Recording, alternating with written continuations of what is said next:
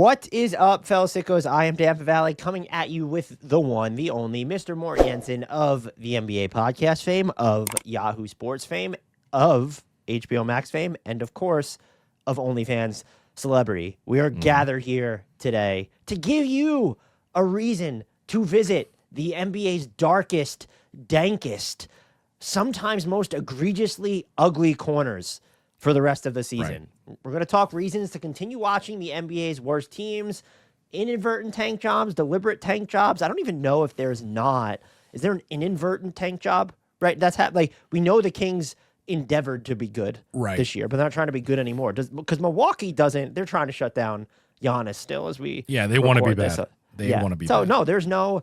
There's a very clear line of separation between these teams are headed to the lottery and then the top 10 in each conference. There's no one that's going to is going to go into the top 10 in the East or the West that's not already there. So we're going to give you reasons to continue watching these teams. We will be quick because we don't want to go. I mean, I have some nerdy notes on these players that I watch film on, but we're going to go quick. We're going to go through these, but there are reasons to still watch these teams when your favorite team isn't playing. First and foremost, though, Mort, how are you doing?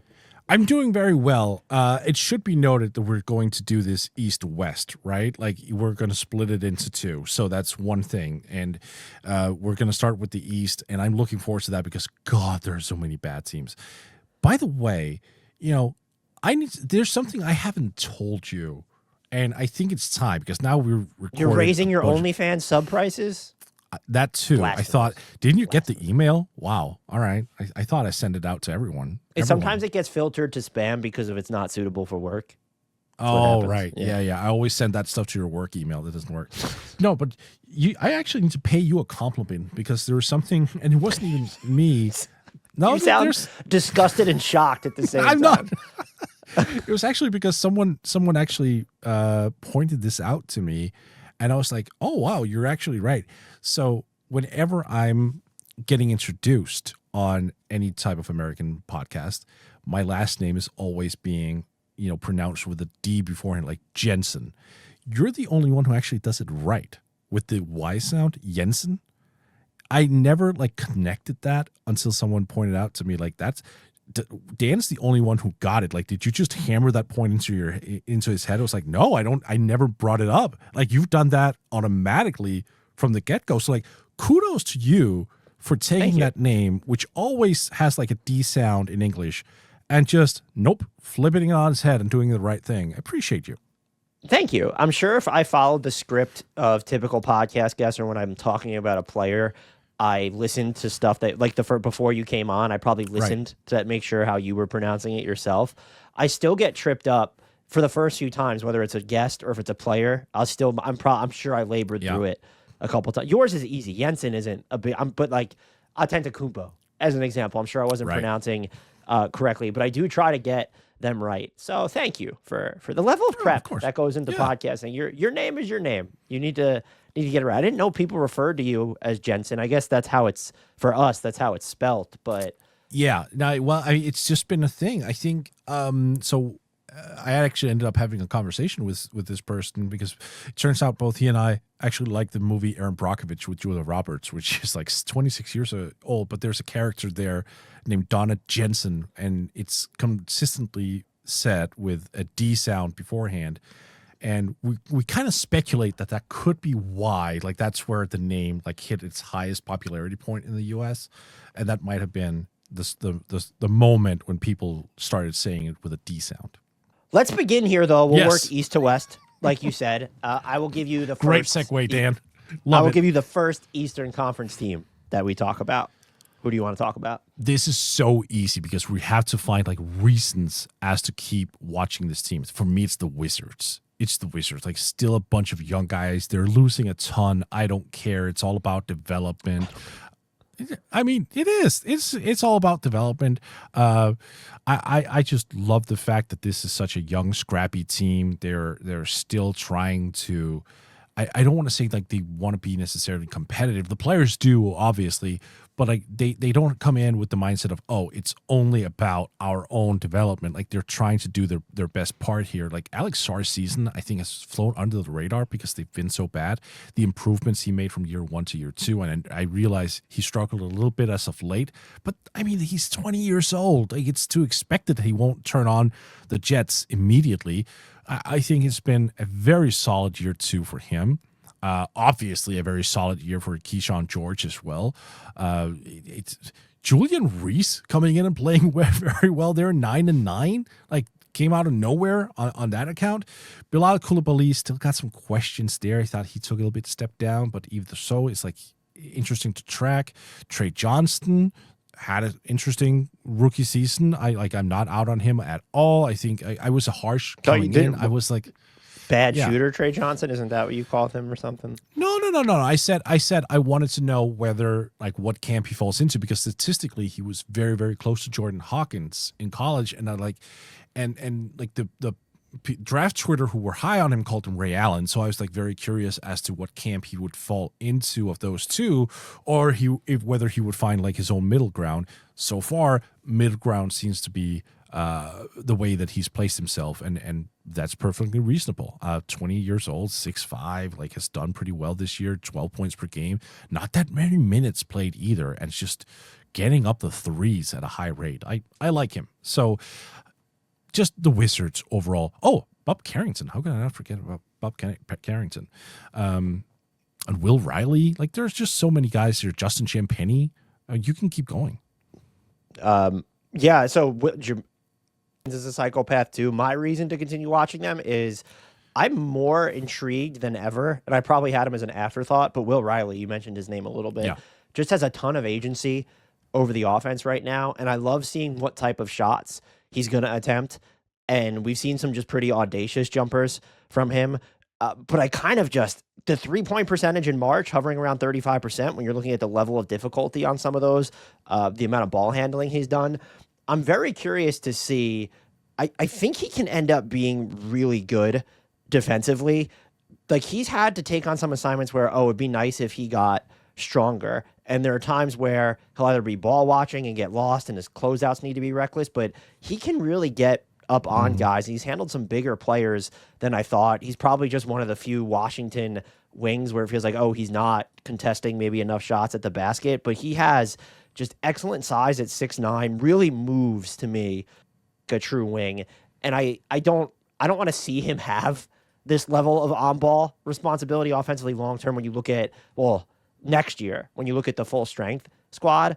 But as someone who is just like, he's drawn some fouls on some of his drives too. He leads the Wizards in total drives for the month of March. Like that's the type of agency they have him working with. And I always think it's valuable to let players explore that time and space. And while the numbers aren't always going to pop out, if you're going to shoot 35% from three when they're not always the cleanest looks, if you're going to shoot 46% on drives when you have to self-start a lot of them, you want to see him, can he be a little bit more of a consistent facilitator where there's not going to be as many turnovers coming out of it? This dude's a rookie. That's like we didn't right.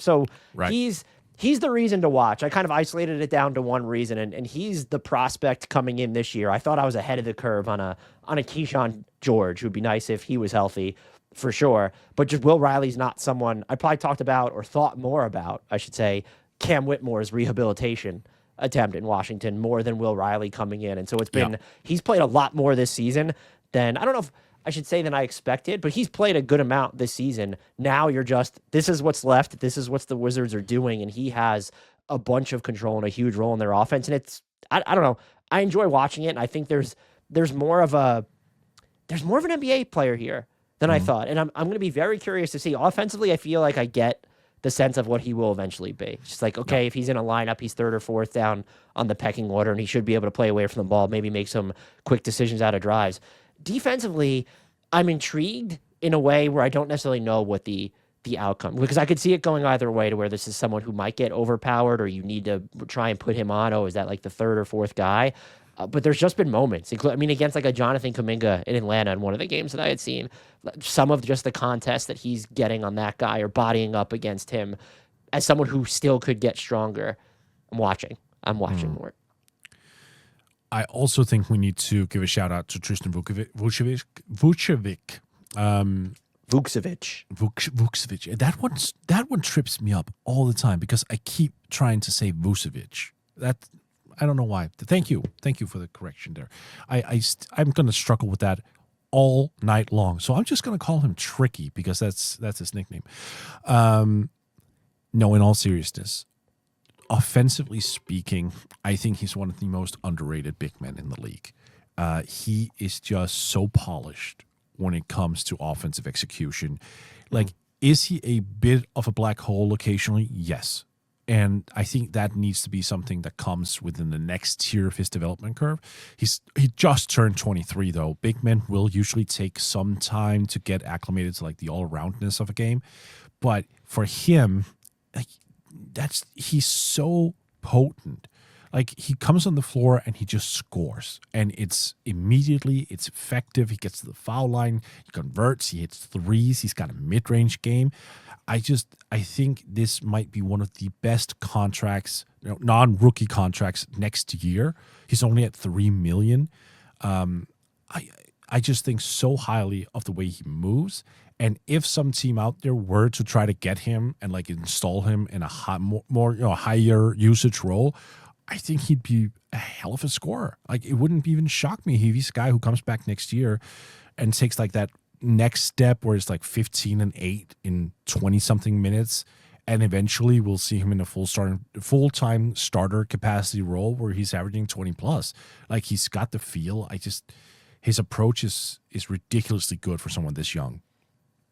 About time he got a multi-year deal from them too, where they were playing sort of the two-way conversion game with him for so long. Same. I'm going to take us to the Brooklyn Nets. I really wanted to go into this saying something about Nolan Traore's on-ball speed, and that's the reason to watch the Nets. And it's still sort of fun. It is very fun to watch that, but it needs to be more efficient still. I'm going to go Zaire Williams' off-ball defense is so fucking sneaky right now. He is just – he's had some on-ball stops, don't get me wrong, but he's teleporting into passing lanes. I've seen him deny passes against bigs. There was when they were like real bigs, not just a bigger wing, like actual centers. When you look at the players who have played as many minutes as him in the month of March, here are the leaders in steal percentage: Russell Westbrook, Donovan Mitchell, John Conchar, LaMelo, Jokic, Ellis, Herb Jones, having a little bit of a defensive renaissance, and Zaire Williams. He's just making a ton of plays for there. He's shooting the ball fairly well in March too, which certainly helps. But if you're someone like Zaire Williams who has the physical profile of a player who always should have been better than he ultimately was, he's going to create plays in transition by virtue of going after those turnovers. And there are moments like he'll sell out to get those steals in passing lanes, but the way that he's fighting on defense, which I think has been a consistent theme for a lot of Brooklyn's players during the Jordi Fernandez era. So, I mean, kudos to all of them. But I really wanted to focus on that because this is a team that really needed to, you look at the names on the roster and who's playing and how they've spread the minutes and how the rotation has changed maybe from month to month. Zaire Williams has been like a quiet constant for them. And I've been just really impressed and it's fun to see. Like, I like when players force turnovers. They're just going to jump in to passing lanes. You're going to see this wing try and deny the ball to a Maxime Reynaud or just someone who's a ginormous. I'm glad you actually gave Zaire Williams some shine, especially in that regard.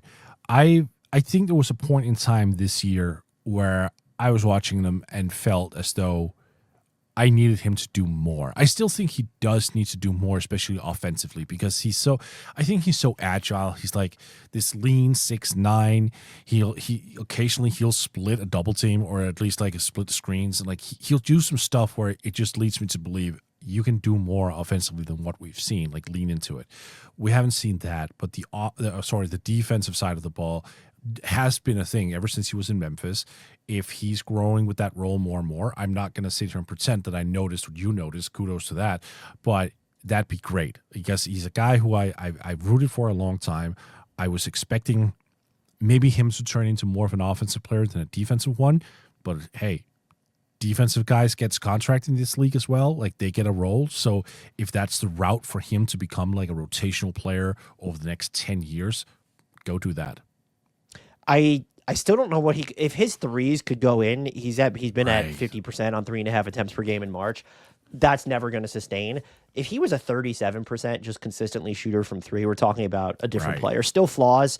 There were moments in Memphis where I try to talk myself and probably our subscribers into on ball Zaire Williams. I just don't think he's ever going to draw the requisite number of fouls. And I will say the stuff he does on defense, some of it will come at the expense of just like, he's not going to grab. Could this dude grab a rebound for someone who's 6'9"? But that's still fun to watch. The Nets are they're consistently, this is stupid. It's not stupid. They try. Like all these teams try, but like the Nets are a team where a lot of the times, even if you just pummel them, like you feel them. And Josh Minot was a honorable mention for me, has been a runner-up for that, because he's another sort of wingish type player who just battles with bigs. And then most recently he goes out, and I don't know if you saw his comments about, Cat's my guy. I played with him for 3 years. I put play in quotes because he didn't play that much in Minnesota, but he was just like, he hates physicality. And so it's just like, he cares. And then there was the other comment after that Knicks game where it's like, this dude cares, and he doesn't know whether he's in Brooklyn for the long haul, but he cares. And that's the culture that the Nets seem to be setting there. Right. And so that would be my runner-up too, is Josh Minot's. But he was a fun watch in Boston for a good part of the year, and it's cool to see him get some more run in Brooklyn. Agreed.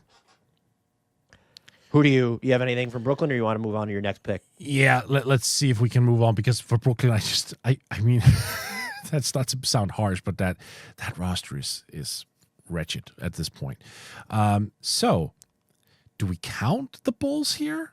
Like, yes, I was leaving them for you. So yeah, we're counting them. But I really only have one guy. It's one guy.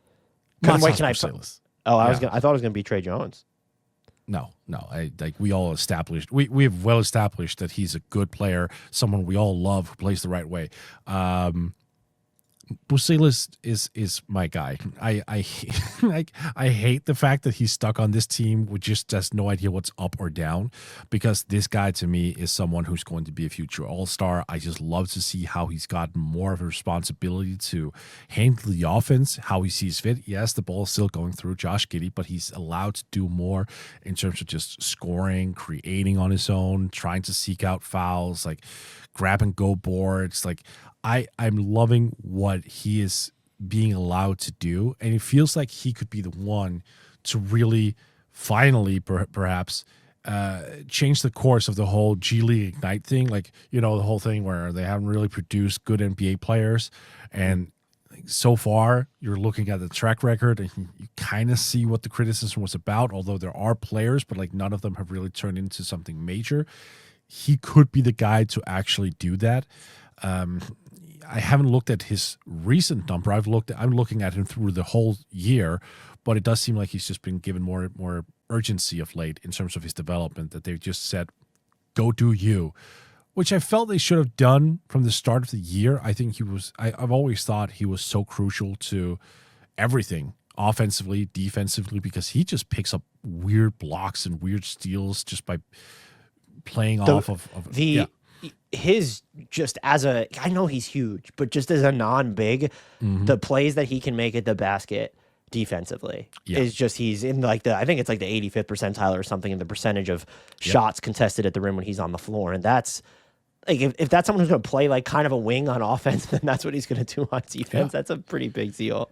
And I think there's an asset to him in terms of the offense, because I've been surprised. He came in with I believe a close to 1-to-1 wingspan. So like he does not have a long wingspan. And for him to actually be this assertive defensively, I thought was very surprising. Great for him. But it also means that he's actually got the chance to develop a very compact three-point shot. Like, we've seen this with guys who don't have these very long arms. Like, their margin of error becomes a little bit bigger in that sense when the arms are shorter, because like you can develop the muscle rhythm in a bit quicker sense. And I think we're seeing that with him as well, just in the mid-range tier as well. More three-point shots getting up. Like, I am very much looking forward to seeing the player he becomes next year, but I'm also looking forward to seeing how he rounds out this year, because he is consistently a factor every single game. And don't know if he's going to pop for 40 or he's going to have a 30 piece. Like, everything is kind of available for him at this point in time. So very hyped to see the season ending of Matas Bucelis. What does what are the Bulls? How do you anticipate them handling their like rotation for the rest of the year? Like, is this Modest Buzelis? His last game was March 19th. Like, are they going to play their guys until the very end, or is this something like a team that's should we be on shutdown watch for a lot of? Because like the names, there are some real injuries out there, like the Jaden Ivey stuff with his knee. That seems like a bummer. He can't really escape that. So if you believe Billy Donovan, it's like he's so anti-tank and so anti-shutting down guys unnecessarily. I pretty much assume that every one of the guys who are healthy are going to play, even though I think that strategy is dumb, especially when the league is considering they are going to change the lottery format. So like, if you want to get a difference maker, you want to try to be bad, now's the time, because you have no idea what you're facing next year. So we'll see, but I'm very skeptical that they'll do, quote unquote, the right thing. But there's also, that just makes them more ethical, I think, though, if they're going to go that route. So are the Bulls are they a bastion of ethics now? Late season NBA ethics? Is that what's happening? I just want to say shout out to Trey Jones, who has no business being this good offensively for someone who you just don't trust to make a three-pointer. Just getting someone his size, finishing in the restricted area, getting to the restricted area, the stuff that he could do from mid-range in the paint. Shout out to Trey Jones. I am going to take us to, there's only 2 picks left for these. Let's go to the Indiana Pacers, Mort. And the reason to continue watching them, I hope at some point, if we were to do this in a week or something, that Tail and Peter would be on this. But I'm going to just go with the more audacity from Jarris Walker. He's making bolder decisions, in part because, we'll probably say this word a lot, but when we're looking at this point in the year, which is the lens through which I'm looking at all this stuff, he has a lot of control over what Indiana's going to do offensively. He's thrown some pretty badass passes. There was a dime. He was like falling away on the sideline and threw a cross-court pass to Kobe Brown in the corner for a 3. Has had a nice alley-oop throw to Obi Toppin. I think that was against the Spurs. He also had the cutting, just a nice pocket bounce pass to Andrew Nembhard versus the Spurs.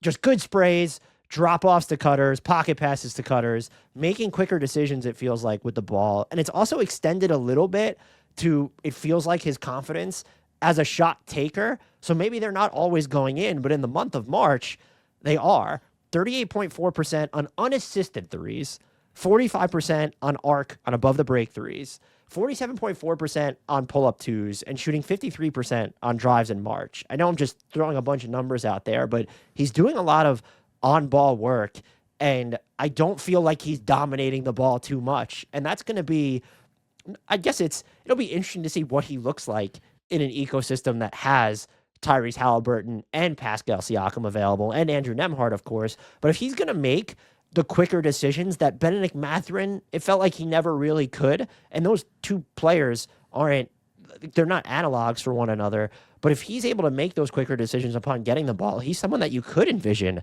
fitting into the broader context of what the Pacers want to be next season. And so it'll be fascinating. Does he pop up in trade talks this summer? Do they talk about an extension? I know it's Mickey Mouse March, whatever anyone wants to call it. But seeing Jarris Walker just getting to be more empowered, he doesn't really have a choice. But I've enjoyed the Jarris Walker experience so far. I'm so glad you brought him up, because he was a big pre-draft favorite of mine back then, and the start to this season was atrocious. So I actually looked this up. So his 2025 bits of this season, I have it for you right here. 34 games played, he was hitting 35.2% of his shots overall. 9 points per game, 4.5 boards, was just out of sorts offensively. Like defensively, he would still fight. Like that's never been off the table for him. But offensively, his low point was just so low that I was at that point where I kind of imagined, he's probably going to get traded. We're going to see if he's even going to get like his 4th year, or maybe that had gotten picked up. But I remember having a thought, like, is his 4th year option even, like, is that still up in the air? Now we're turning the corner into 2026. He's played 36 games. All of a sudden, he's hitting close to 47% from the field overall, almost 42% from 3, like 6 boards. He's up to about 14 points per game. Like, it's a tale of 2 seasons for him. And this was such a necessary development for him. Just to be able to take those shots with confidence, make them, build on it. Like he had a game against the Lakers. Let's see, when I don't remember what time it was here. Yeah, I was actually in early March. Like he had this game, and it wasn't even one that stood out as much. Like 10 points, 9 rebounds, 5 assists. But I remember watching it, and he was so much more in control of his movements, of his shot selection. Whenever he took something, it was out, no hesitance. The way he rebounded the ball, pushed it, the way he was passing, was everything kind of worked through him. And that was in such sharp contrast to how he started the year, where when he had the ball in his hands, he had to make decisions. He was unsure of himself. He was like overlooking, like just, am I getting a guy who's moving off the ball? What can I find someone? Now he picked, like he would keep his dribble alive, and he would just consistently create and do something with the ball, full confidence. So I love the fact you're bringing him up. Great name. You don't really get a pick here because we have just one team left in the Eastern Conference. Give us a reason, Mort. One reason to watch the Milwaukee Bucks. I have a feeling that our reasons are gonna bisect here. I mean, who's gonna win, right? Is it going to be the Bucks or Giannis? Like what, that little fight there, who's gonna win that? That's what I want to know, ultimately speaking. Like, is Giannis going to be allowed to play, or are they going to sit him, which could have pretty big consequences in terms of his continued employment with the club moving forward. I would just like to know where that is going to end up, because frankly, when you ask me to find reasons outside of Giannis, like Ryan Rollins is someone I'd like to watch. I do not enjoy watching Kyle Kuzma. That's not someone I'm tuning in for. I could go a little bit NBA geeky and say Ousmane Dieng, which, yeah, he's been playing well of late. But to me, if you have to boil it down to one name that's not Giannis, it's Ryan Rollins. What a ridiculously good season he's had this year. I mean, 17 points, 5.5 assists, 4.5 boards, 41 from 3, consistently creates his own look. Like, this dude is a keeper. Thank goodness for that, because could you imagine how the Bucks have looked if he didn't turn the corner and become like a fully fledged starter? Like, God, it would have been the worst watch in the league. Yeah, he was also my main reason, although you have to give Ousmane Dieng credit for he's hit his 3-ball fairly well since he's been in Milwaukee, and the stuff that he could do in transition. I was a huge Ousmane Dieng guy at the start of his time in Oklahoma City. That's one of those cases where, okay, he clearly didn't have a path to playing time, but it doesn't feel like it was the organization's fault, because he did get plenty of chances, but it's been fun to see him show flashes in Milwaukee. Yeah, I think Ryan Rollins is the real deal too. And the level, you kind of hinted at this, the level of difficulty on some of the shots that he's able to take. Right. I don't think people fully appreciated that when you were looking at what he did last season or what he could do coming into this season, myself on that included. He's shooting 37% on step back threes in March, over 58% on his drives. When you're looking at the kind of the context of what Milwaukee's offense has needed to be. But when you zoom out on his entire season, Mort, SGA is the only player who has as many points and assists out of drives while also shooting over 50% on those drives. I'm kind of surprised when I watch him too that he doesn't draw more fouls.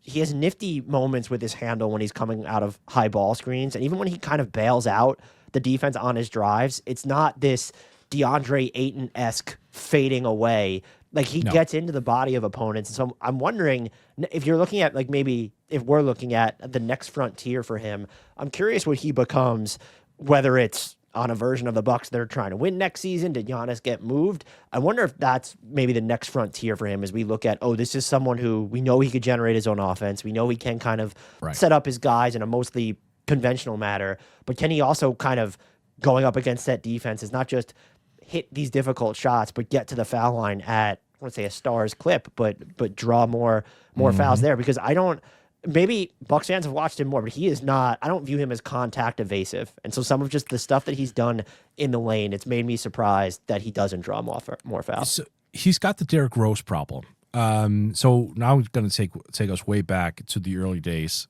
But Rose, obviously super athletic.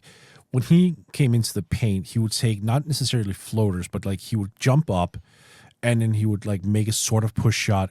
Yeah, there'd be contact, but it wouldn't be the type of contact that would require or force the official to blow the whistle. And I think in time, Rose learned how to absorb the contact, then finish the play, and then get to the foul line. I think that is going to be the play for Rollins because despite being just 6'3", he's like 185, 190 pounds. He's built well. Like he doesn't look slight in that way. He's also kind of explosive. So I think for him, it's about having the confidence to say, all right, I'm not going to bail out the defense by putting up this little push shot.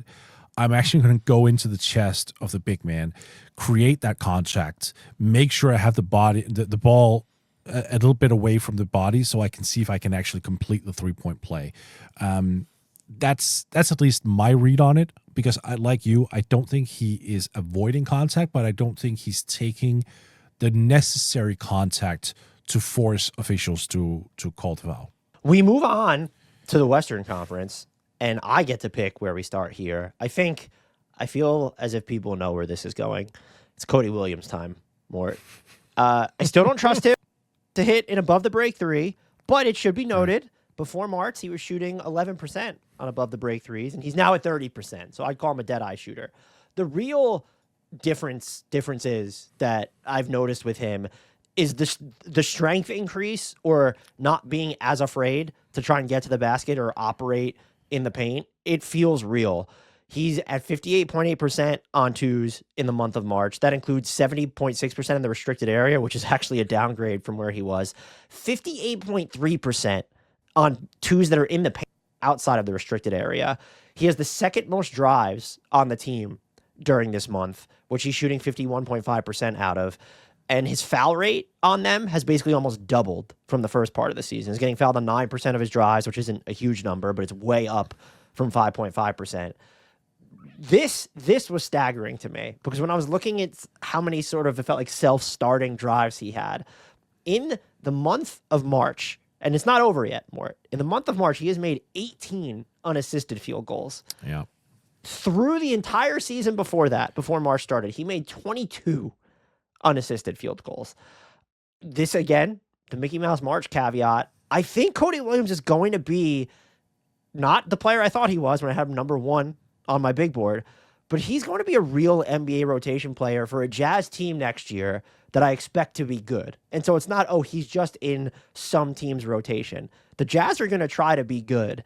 And I think that Cody Williams is going to be able to be an active part of why. And he's doing some, I don't really know what to make of him on defense yet. I'd like to see him grab more rebounds too. But he's doing more of the connective stuff too, where, okay, there are self-starting drives, and he does have more control over the offense, but it's not overly dominant. The decisions are quick enough, and I would be curious to know if he's had any conversations with Kevin Love about keeping his head up in transition after he gets the ball, because that's where a lot of his assists are going to come. He's just going to move, push the ball up the floor, just throw the ball up the floor, which is something that we know Kevin Love was famous for. Cody Williams, I'm saying it now, never gave up on him. He's not going to be the best player from his draft, as I was saying at the time, though. I think he's going to be ready to be a rotation player. I won't even say on a real NBA team, but on a good NBA team, because that's what I think the Jazz are going to be next year, by next season. And I am delighted to see it, especially because I was pretty down on him coming into this season. I was worried. It was I was naming him as a second draft guy other teams could take a look at. I kind of wondered even, and this could still happen, by the way, when you look at Utah's roster leading into next year. You got your guy Bryce Sensabaugh. You have whoever they're going to take in this year's draft. You have Ace Bailey, Jaren Jackson Jr., Lauri Markkanen. Where does Cody Williams fall into the perimeter rotation meld with all of the players who are available is a fair question to ask. I think he's going to be a factor, though. Maybe he gets moved anyway. There's a team, but if you have a chance to get Cody Williams and he's still viewed as a second draft guy in Utah, you should be pouncing. I just don't think they view him that way. I think he's going to become someone they're at least going to give a real opportunity to, hey, could you be the seventh or eighth guy on a team that's trying to make the playoffs? He's basically had the exact same season as Jarris Walker in the regard that his 2025 just sucked. I remember Jazz fans by the end of December just being, this guy might be the worst player in the NBA. Like, that's what they were saying out loud, because he was hitting 34% from the field, 10% from three, and he was scoring under 3 points per game, grabbing just over a board in almost 13 minutes of playing time. The criticism there was he just does nothing. He's just standing around. He's timid. He doesn't really look like someone who wants to be there. Flip the script to 2026. And the 38 games he's played this year, 51% from the field, almost 30% from three. So that's a tripling of his efficiency on that regard. Like 3.5 boards, almost 10 points. Like, there's a switch. I don't know if NBA players go into like the second half of a year, like when the calendar switches every New Year's, and just go, okay, new year, new season. But something clicks for some guys. Walker and Cody Williams are great example of this. Guys who were just looked at as, can we even continue, like, justify having you in our rotation? To, oh shit, yes we can, because you're players. You can actually perform. You can actually produce. You can give us something. And that's the story with Cody Williams right now. The roster crunch is interesting. I'm still trying to figure out like what his role is in terms, or not the role, like, not necessarily position, but like what kind of player is he? I'm still trying to figure that out. Like, is he a wing? Is he more of a four? If he is he going to be more of like a traditional small ball four? Is he one who's going to be more of a playmaking guy? Like, I'm still trying to figure out what his like pending situation will be. You're muted, good sir. I think what's interesting with him is that because of the positional blur that the Jazz have, when you look at, okay, Jaren Jackson Jr., Larry Markin, and Ace Bailey, I don't think he needs to be a forward. But depending on who's on the floor, you could slot him in as the 2, 3, or 4. Maybe you have to game your defensive assignments accordingly, because I still don't think he's physical enough to rumble with some of the bigger forwards. But he's also not, you don't want him quick enough to, let's throw him at the point of attack instead of a Keontae George. You're not going to want to do that either. The pecking order stuff, it's tough to have that conversation without seeing where they land in the draft and who they take, I think, and then how committed are they to developing that player. But I think he can handle. I think he's a wing. To me, he's a wing. I don't know what his offense, what the comp would be. What can his offense scale to? Where is this like low end Mikal Bridges type deal, and that's even he's already more physical than Mikal Bridges, so that's kind of a terrible example. But that might be something to strive for. So we need to see what he kind of looks like in a scaled down version. And part of the scaled down version is, though, you want someone who could hit their threes, because if you're not going to be dominant defensively, your ability to either get to the basket or hit shots from the in between, that's not going to be as valuable when you're being knocked down to third or fourth in the on ball pecking order. Before we move on from the Jazz, there's one more guy who I also want to Elijah Harkless, maniacal. Yes. So close. I was going to say Isaiah Collier, though, but that's fair. Good shout. Like, clearly, in a nutshell, the team's best passer, best playmaker in that regard. Not the best three-point shooter, so defenses are just trying to like give him the shot, which means fewer passing angles. If he rounds out this year, taking the three ball at a higher rate, start converting a little bit more, and that leads into a load more of creativity for him as a playmaker, I'm going to be super intrigued to see how they're going to use him next year. As like, are they going to throw him into like a multi-ball handler guard situation with George? Like, what are they going to do? Like, are they going to throw him into the starting lineup? Is he going to just be the primary guy in charge of the secondary unit like he's been primarily this year? Like, I want to know what the plan is with him, and I want to see him just take those steps, because he's so good at getting to the foul line. He's so good at using those wide-ass shoulders. That three ball needs to come for him to, like, completely explode. I'm still intrigued by him.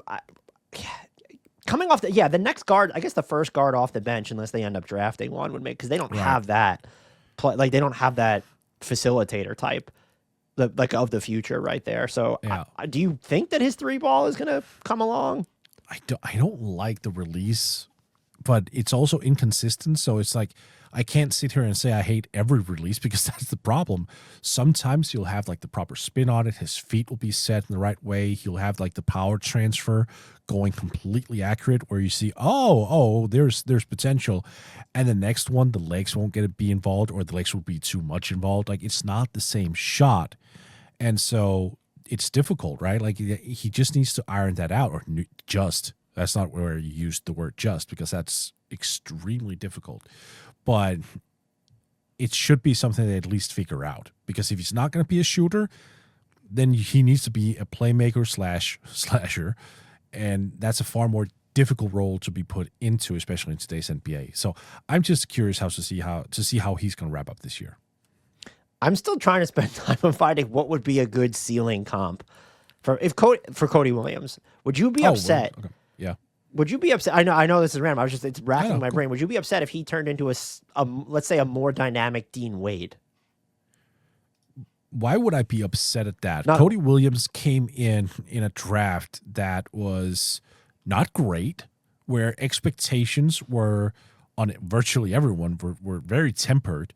If he turns into a rich man version of Dean Wade, needs to shoot the ball better from beyond. That's one thing. I'm trying to think of someone who's like not a dead eye shooter, is not even like a good shooter. Because even if you start to, because Herb Jones, he's not dominant enough defensively to be Herb Jones. I think Dean Wade is the one I'm going to higher end. Dean Wade, DeAndre Hunter with better defense and little worse offense, and actually passing. It's like now we're just adding too many skills. I feel like. Yeah. Now it's not going to fit. But like honestly, a better version of Dean Wade. No, he shot the ball. I was about to say, like, what about a less chaotic version of Tari Eason? But Tari Eason shot the ball too well for most of this year. Yeah, that's mean to Tari. What about maybe a less explosive Peyton Watson? Like to kind of go, we don't know about the jump shot, but they could do all these other things. Yeah, I don't hate that because also both are lanky, like positionally fluid. I don't hate that. That's a good one. I'd probably prefer, if I were picking who he could become, I'd prefer the higher end Dean Wade outcome. Feels easier to fit in more situations, but that's going to have to be I'm sorry, I got hung up on that because I clearly haven't. This is your guy. Whenever I bring up my guys, I go on for like 5 or 6 minutes. It's fine. I think, what did I compare him to going out there? I think he was going to be like a combination of Devin Vassell and Chris Middleton or something. I don't know what I said. Jesus. All right. That's which Western Conference team do you want to go to next? So I swear I'm not trying to like punch down, and I'm not trying to insult the fan base here. I was going to go. I don't like where this is headed. I was going to go with the Kings. But I can't find anything that makes it a reason for me to keep watching them. I've got King stuff. You got King stuff? Like, okay. I got King stuff. So okay, maybe Maxime Renaud, but like that's it? So I purposely did not focus on Maxime Renaud, who, by the way, is just gonna be good. I don't know if he's ever gonna have an in-between game, but space the floor, score around the basket, can play alongside another big. Dylan Cardwell's a psychopath. Yeah, the effort that he gives on the defensive end is nuts. He's in the 95th percentile of rim points saved per 100 possessions. There's also Data Baller has this stat, which I love, and I haven't really started using yet because it's just not mainstream, but it's called stop percentage, which it's the share of blocks and steals that were recovered by the defense as well as offensive fouls drawn. He's in the 94th percentile of that. Like, that's just checking all what they would call the quote-unquote hustle boxes. What he also does, though, I've been trying to figure out what he could be offensively. They have played him with Maxime Renaud, but I was wondering if he could play, let's say Domantas Sabonis is still on this team next season. Like, what do those minutes look like when neither of those... I guess Sabonis can stretch the floor a little bit. That wasn't panning out. He'll really need to because, I mean, Cardwell... I love him for all the reasons that you stated, but a floor spacer, he is not. No, but we've seen Sabonis provide stretch before. Yeah. Some of it anyway. But you look at what Cardwell does as an offensive rebounder is also kind of insane. The Kings' offensive rebounding, he's battling bigger dudes too. Like, it's going up against, if it's a Donovan Clingan, if it's an Andre Drummond, and he's fighting for boards and winning those battles against them. Sacramento's offensive rebounding rate improves by just about 8 points when he's on the floor. Out of every player who has logged 500 minutes this entire season, I'm not even talking about just March now, here's everyone that improves their team's offensive rebounding rate by a larger share. Mitchell Robinson, that's a given. Isaiah Hartenstein, Noah Penda, shout out Noah Penda, Steven Adams, of course, and then there's just Dylan Cardwell. Bonkers stuff from him there. But I did endeavor to see, I don't trust him to necessarily go right back up with it off of offensive rebounds, of like throw up some maybe junk hooks. He does. He's gotten a little better about spraying the ball out off of them. I really don't know what he's going to become on the offensive end. He can't really, he thinks he has he has some touch on his hook shot, but he can score around the basket. I think he's also really good at relocating in tight spaces after he gets rid of the ball, where it's not, the Kings are not having him run these traditional dribble handoffs, but he's put the ball on the floor a little bit, and the way he moves in what I would call less than ideal spacing at times does give me some hope. And he's not the most physical screener, but he knows to kind of like how to get his direct path to the basket, or if he needs to veer out of the way of his ball handlers. This is just, if you're a Kings fan, or even if you're not a Kings fan and you're watching a Kings game, this is the exact type of player you want on this type of team, to where he's going to do something, I don't know, 7 to 19 times a game where he's getting real minutes that you're actually going to notice. And sometimes it won't show up in the box score. But if it's even, okay, he's not the one who grabbed the offensive rebound, but if he's soaking up the battle from two dudes and someone else on the Kings is able to grab it. Dylan Cardwell, this Sacramento Kings season sucks, and they have probably been the single most depressing watch in the NBA all year. Even there was that Kings Jazz game, which I said was going to be the last Cody Williams game I watched of the season because he dropped 34 points, and I wanted that tattooed to memory. And then he went off for, I didn't watch that game, went off for like 23 or something against the Bucks a couple nights later. But just watching DeMar go to work in that game against whatever to become the Kings and the Jazz, Dylan Cardwell's a reason you watch games like that in March, whether you're a Jazz fan, a Kings fan, or just a general NBA fan. And so if what comes out of this season for the Kings is Reynaud, Dylan Cardwell, more information on other guys they have on the roster, it's not worth it. But like the moments, like these moments right now, right, that's the reason to tune into Kings games. And I think just Dylan Cardwell, I enjoy watching him more than Maxime Reynaud. Like, he's the better player right now. But Dylan Cardwell is just so fun to watch. I love how your big selling proposition to keep watching Kings game is a backup center who plays 20 minutes per game. That is sicko shit, and I respect the hell out of it. That's the extra stuff. We're literally doing reasons to watch the bad I mean, team. you also got to headline grab a little bit. Like, I'm not going to go in there with like Trey Jones with Chicago. I'm going to go Matas Pusilis. Like, you're going with a backup center. I respect it. I said I respect it, but that's very sicko shit right there. It's this wasn't really. I guess this was my pick. So who do you want next?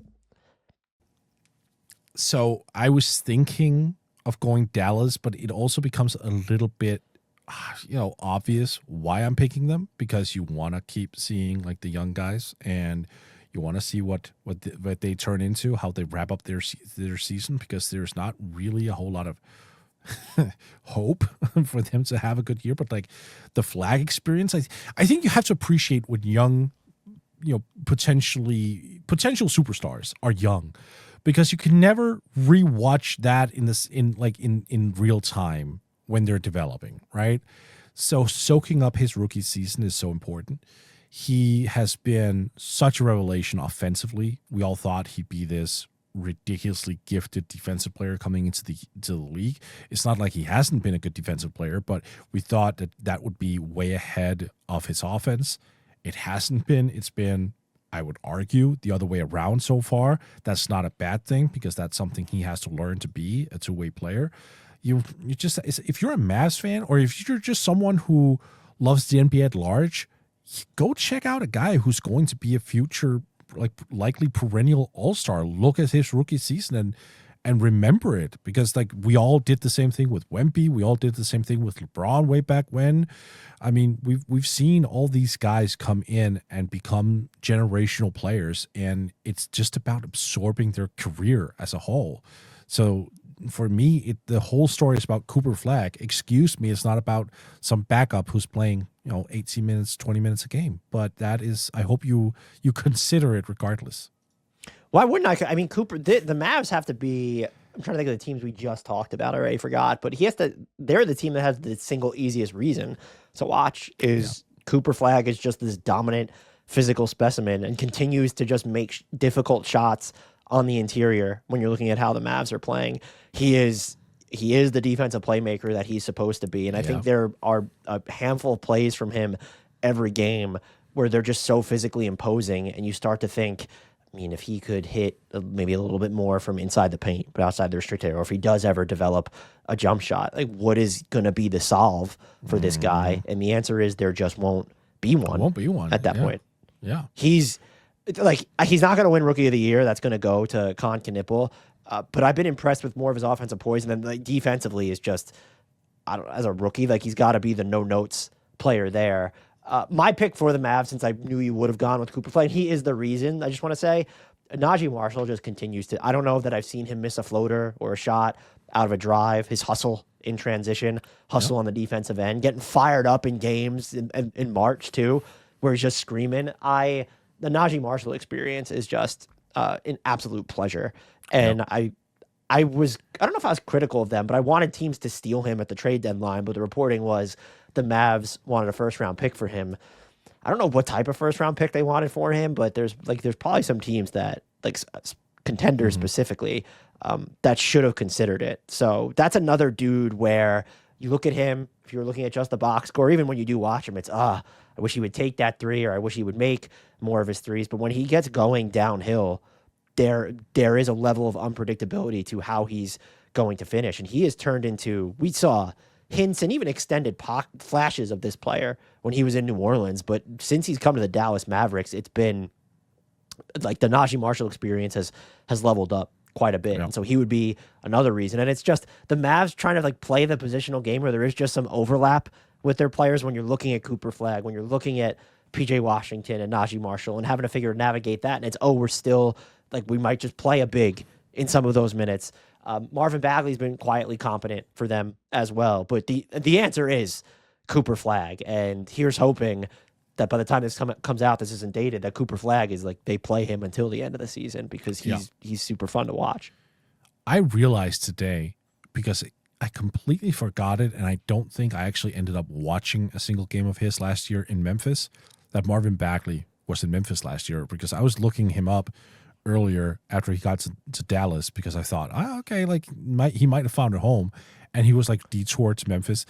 This dude needs a home at some point. Like, I know he's not worth the draft type, and that still tracks him and follows him, which I think is unfair at this point in his career. Like, get over it. It is what it is. Like, he's still someone who can put up points, grab rebounds. He's become a little bit more of a floor spacer occasionally, at least this year. Like, just give him a role somewhere. Like, 20 minutes, back up, why not? I need this guy just not move team every single trade deadline. Give him a home.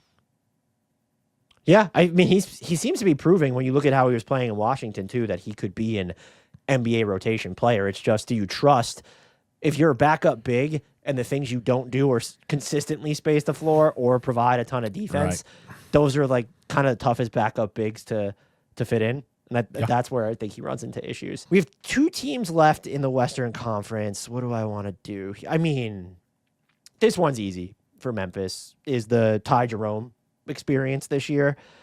This is just to paint a picture to everyone on the level of responsibility that Ty Jerome has in Memphis because of injuries and where they are in the standings, but still hasn't played in a ton of games relative to everyone else this year. But if anyone averaging over 20 minutes per game, which is 270 plus players, Mort, here's every player who has a larger share of their made field goals going unassisted, so self-created.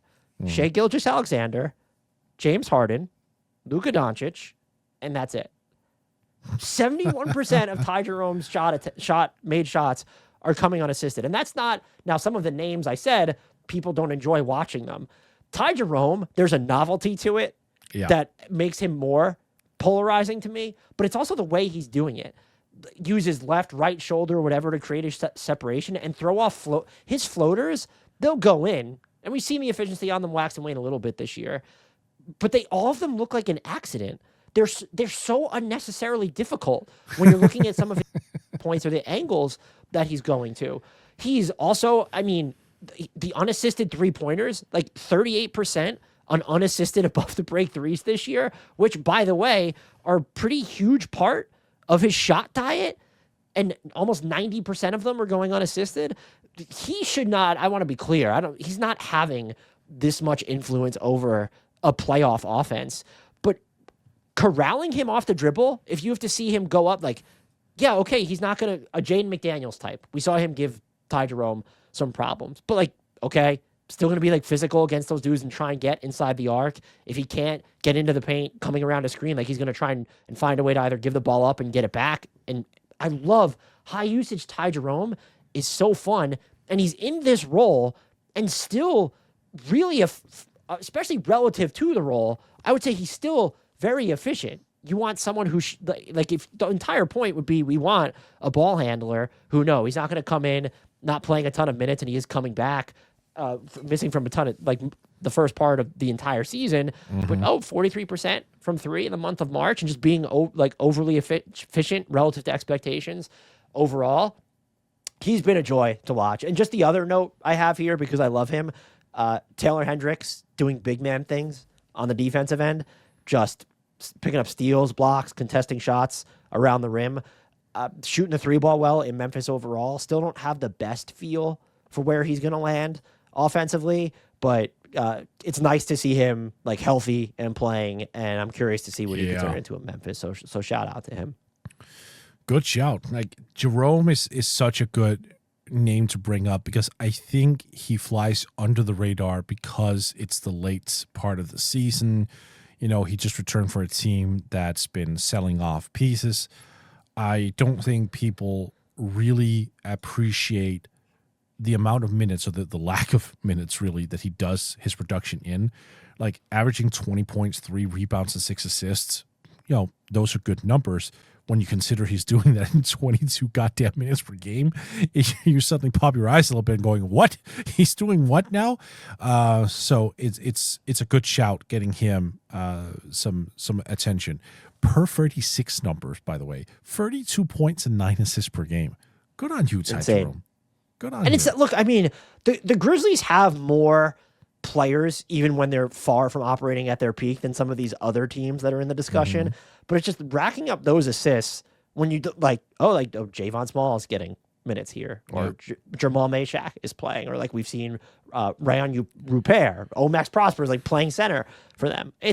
That's what makes the Ty Jerome experience special. And I had this in my notes. Sorry, the one stat I had on Taylor Hendricks. Here's every player averaging as many blocks and steals per 36 minutes in the month of March while having played in more than 5 games. Asar Thompson, and that's it.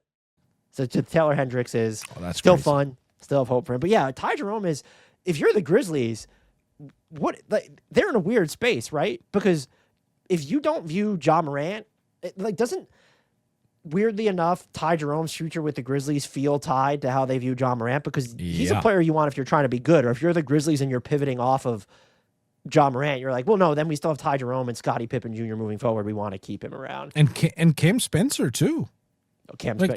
Yeah. Like, Cam Spencer is also flying under the radar. I know the guy is primarily a three-point shooter, but like, you can't forget about the fact that he's such a potent playmaker. Like, he has like a fuck you to him defensively. Yeah, not the best defender, but for sure. No, but like, he tries and he's aggressive and like, he's in your grill. Like, absolutely. By the way, I don't know why I keep coming back to this, and it's way too early in his career to like project this, but every time I watch him play and every time I see him like execute plays, I just keep thinking he's going to be an excellent coach in about 12, 15 years. Like, I think we're going to find him on the sideline. Really? Why? The smarts, the court vision, the way that he just like calls shit out, the way he executes, everything is with a purpose. I don't think there's wasted movement in what he does. I don't think there's any wasted space. He seems to just understand the floor, and he seems to be able to execute it in a way that so many players just can't. He thinks the game at such a high level. So I wouldn't be shocked at all to see him one day, just when his body like starts to decline, suddenly he's a backup somewhere. Well, he's a backup now, but you catch my drift, like a seldom used backup. Like his ass getting closer and closer to the coaches. So like he's talking with the assistant coaches every single game, and like naturally like glides into a coaching role somewhere. He just feels like that type of dude. We only have one more team to talk about, Mort Jensen. And look, we shouldn't have included them because they're trying to win, maybe more than anyone else who is on this list. And Mort, when they are in the month of March, over 500, top 12 offense and defense, I think they're 14th in net rating or whatever it is. They've had some really good wins too. Yeah. My reason to watch them, though, is it's DeJounte Murray related. It's been nice that he's good, but the defensive combination of him and Herb Jones it should be illegal. Like the pressure that New Orleans overall is bringing defensively, especially of late, is kind of insane. But when Jones and Murray are on the floor, opponents are coughing the ball up on almost 16% of their possessions. That would be firmly in the top 7, right around the top 5 if that were a season-long mark. The Pelicans are really making waves with that combination. Look, they're trying to play the guys that are going to contribute to wins when you're looking at a Zion Williamson, a Trey Murphy, DeJounte Murray, Herb Jones as well.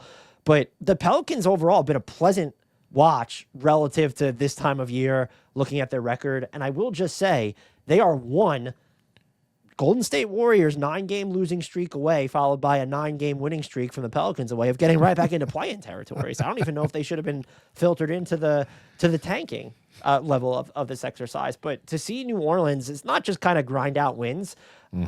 I feel like I've seen enough because they've navigated so much topsy-turviness this year to think that James Borrego always should have gotten consideration. I'm curious to see what their head coaching search looks like this summer, but he might just be the answer. And maybe you won't feel terrible. If you hear, they didn't interview anybody else, there'll be criticism to be lobbed out there. But he's gotten creative with the way he's using his teams. He's made some bold decisions when you're looking at the lineups. He's run and maybe trying to pull back on, like, we're using Derek Queen too much, or this front court combination isn't going to work.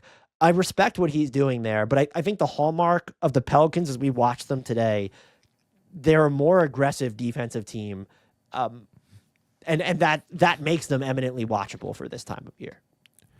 I'm going to go with a bigger name here in Trey Murphy. Just, can we have a conversation how he's just morphed himself into the most like traditional yet explosive wing in the league? Like this dude will just fit everywhere. Not trying to send him somewhere else. I'm just saying that the flexibility of him coming in to any type of lineup and just being the ultimate floor spacer, but also with the capability of handling the ball and getting himself into the paint and just yamming on people, getting to the foul line, even making plays for others off the bounce. Like, this dude is just, I love the stability of him. I love the consistency of him. I think he has been a necessary baseline for this team to even get on this good ass, I don't want to call it a streak necessarily, but like they are in a positive mindset right now. But they've also needed someone with stability because we've known for years that Zion wouldn't provide that.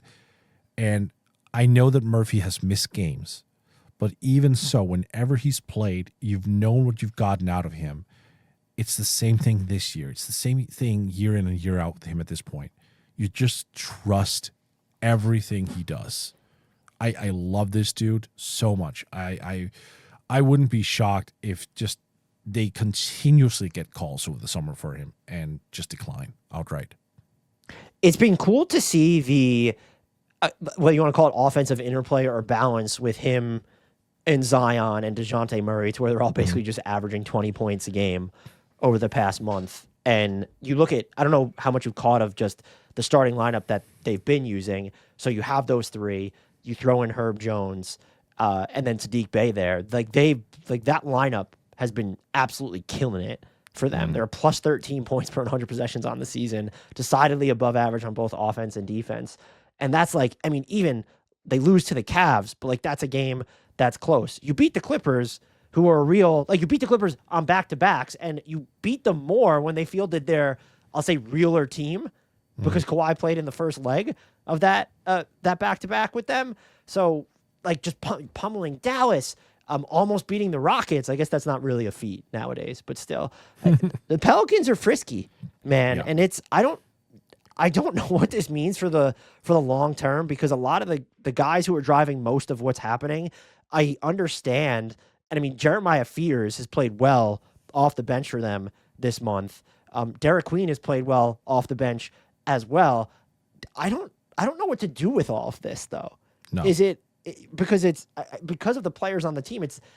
I think Shamit Dua had reported they're going to try and be good next year. And so are we going to get a Scoot Henderson type situation in Portland, where I know injuries have contributed to this, but this is someone who they have a lot of draft equity invested in this player, but he hasn't locked down a starting spot. And the Pelicans situation is just so different from what's happened in Portland. But if you're trying to be good as the Pelicans, but you're looking at the players that are driving it, right? Yeah, you're all driving. You found the balance. Do you think Queen or Fears is someone going to be moved in favor of one of them starting? I don't know. That's more of an off-season thing, but this is, if the Pelicans are trying to be good next year, what we're watching right now, and I know it's important maybe not to read too much into the results, has probably only complicated their off-season. And I don't know whether that's good or bad, but it does seem that the levers that James Borrego has pulled more of late, like, they've clearly been the right ones. And so the Pelicans, the players and him deserve a ton of credit here, especially this time of year with the energy they're playing with. Like, this is a team, if you were looking for guys that could quit, most of these guys aren't playing for their next contract.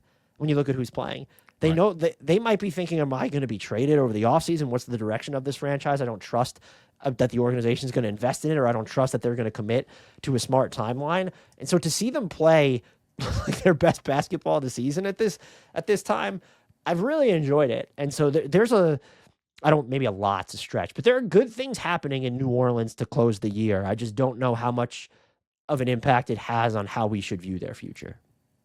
And to wrap up, I just wanted to single out the Sadiq Bey. I mean, the ACL tear was so devastating, missed a whole year.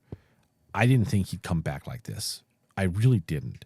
And he was coming into an organization that, look, I don't think highly of them in terms of the way that they execute in the front office. Why? Well, I think they made a couple trades. They don't play Jordan Hawkins enough. I get it. Right, that too. But for him to find that role in there, for him to become a full-time starter, for him to produce to the level, he's playing the best ball of his career right after coming off an ACL tear. Just that is so ridiculous to me. I don't remember this far back to what he was supposed to be coming out of the draft. He's almost nothing like he was supposed. It was 3-and-D type guy, and it's you trust him to get these physical, imposing shots off inside the arc. You need to work it through the post, or you need him to kind of bully guys on drives. He'll do that. You want him to hit a standstill jumper, though, we might have some issues. Yeah, it's funny how that turned around, right? But I think he's not great on defense. He has the physical profile of someone who could be at least moved around, but it's not. Look at Sadiq Bey's deep. He's turning the water off. That's what it felt like he was supposed to be. That was what he was supposed to be. I remember speaking to a couple scouts before that draft in 2020, and they were basically telling me this could be the most stable wing in the draft because he can play with everyone. They basically made it sound like not that he was in the league at that point in time, I believe, but a Trey Murphy type player. Someone who would just come in, hit the three, play defense, but incorporate himself into everything. And what we're seeing now is a different story unfolding, which is interesting because I do think that 3-point shot is in there. He's hitting 2 per game. The efficiency is so, but I also question how good the players around him are. So we'll see if they try to get better next year. Is that going to up his efficiency from 3? Is that going to make him more comfortable playing off ball? I don't know. But fact remains is he's done a wonderful job this year. I am fairly certain that he could have another leap in him. Not that he's going to reach our all-star level, but what he's done this year has seemed, I don't want to say effortless, but it feels like there's another step to be had for him. What is the other step then? Just making more than, what is he at, 36% on catch and shoot threes this year? making more than, is that the next step? Yeah, all for sure. Like being a more competent off-ball player and like making like he's actually been so good of a passer this year compared to what he was for a few years there. But for him to also like when he gets into the paint, make an advanced read. But I don't think he's an unintelligent player at all. So that's why I keep having an open mind about him being even better. Because when he comes into the paint, that's this very strong, burly type. At some point, guys are going to meet him up high. What is he going to do there? Like, I think we've already seen it a little bit this month. Like, I feel like he's getting better at making the right passes at the right time. And look, I could be wrong. I just sense there's something more to him. The final thing I had in my notes, by the way, is shout out to DeJounte Murray, who is third on the team this month in shots contested at the rim per game. Oh, good for him. Yep. The Pelicans' top three is actually funny. When I went to look at it, when I was watching some of the DeJounte Murray stuff to get prepped for this, it's Yves Missi, number one. Okay, sure, whatever. Trey Murphy, number two, plays a bunch. Then DeJounte Murray, number three. And it's just, you have to go down the list a little bit to find like a Zion or a Derek Queen. Yeah. Derek Queen is four. His depends. I think Zion is like 6 or 7. But Pelicans, I don't know what to buy this, but the Sadiq Bey stuff has been season long, so you could definitely buy that. DeJounte Murray was a good player before. Herb Jones's defense has been disrupted before, and I think that's why. And we know Trey Murphy was good before now. People would have traded a bunch for him over the summer too. That's why the Pelicans' late season formula feels a little more sustainable than other teams is. To where I was inclined to gravitate towards, well, some of the teams were just bad, but it's, do you trust what Cody Williams is doing to hold in Utah? Do you trust that Dylan Cardwell could contribute to a real basketball team? But there's something about the Pelicans formula. I'm not saying it makes them a title contender, but what's happening now, my trust meter in it, when it comes to health, no, I'm not going to trust it, because what's going to be what's going on with Zion, even Murray with his injury history in the rear view. But there's something to their formula right now that I think is as trustworthy, if not more so, than any other team's like highlights that we went through on this list. I don't know if I'm there, but I'm open to it. Yeah. What would be the runner-up? Or not the runner-up, what would be the other option when you're looking at the teams that we've discussed? I guess you could go with the Pacers, but the stuff we highlighted wasn't any of it wasn't Andrew Nembhard or like Siakam's not playing. So yeah, what is that next? The Wizards? No, right? It's the Will Riley of it all. Yeah. I mean, if your focus, I know you went broad strokes on the Wizards. Yeah. So like between Alex Sarr, yeah, sure. That's something you would like Zaire Williams in Brooklyn. Like maybe Brian Rollins in Milwaukee would be. Oh, that's a good one. Yeah. That's the one. That's the one, right? Like, is he the best player being brought up today? No, that's Cody Williams of the Jazz. be my vote. So. Brought up as a singular focus. Otherwise, you could get into it and say like, no, that it is Zion or Trey Murphy there. Yeah. Well, yeah. But like as a focus, because like I don't. Think... That would be Ty Jerome, sir. MVP.